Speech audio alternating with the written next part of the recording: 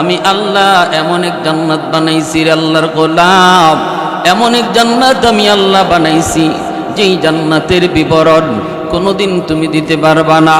চোখ তোমার কোনোদিন দেখেন নাই, কান কোনোদিন শুনে নাই, এমনকি তোমার হৃদয় পর্যন্ত জান্নাতের বিবরণ আর সুখ শান্তির কল্পনাও করতে পারে নাই। যেরকম সুবহানাল্লাহ।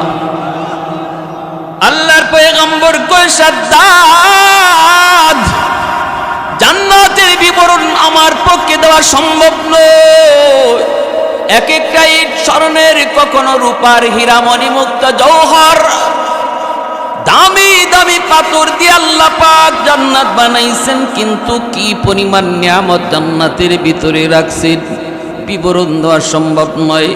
এই কথা বলতেই সাদ্দাত কই ঠিক আছে, আল্লাহ যদি একটা ইট স্বর্ণের, আরেকটা ইট রূপার, হীরামণি মুক্তা, হীরামণি মুক্তা দিয়ে, জওহর দিয়ে আল্লাহ জান্নাত বানায়, তাহলে আমিও এরকম জান্নাত বানাবো, তোমার আল্লাহর তৈরি জান্নাতে যাব না।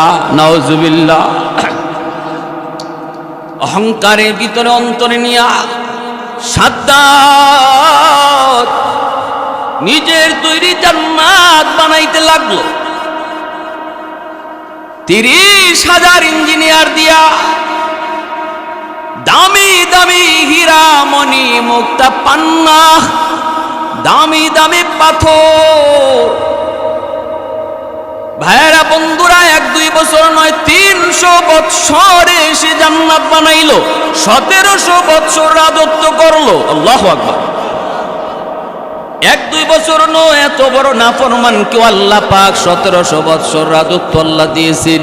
আর আমি আপনি যদি দেখি কোন জালেম 5 বছর 10 বছর ক্ষমতা পাইলিছে, আমরা অনেকেই বলি আল্লাহ বুঝি দেখে না, আল্লাহ বুঝি এই জালেমরে দেখে না। এত জুলুমের পরও আল্লাহ তারে কেমনে ক্ষমতায় রাখে? ভাইরা আমার, আপনার চোখে 5 বছর 10 বছর 20 বছর, আর আল্লাহর কাছে বছর কোনো সেকেন্ড না, ঠিক না?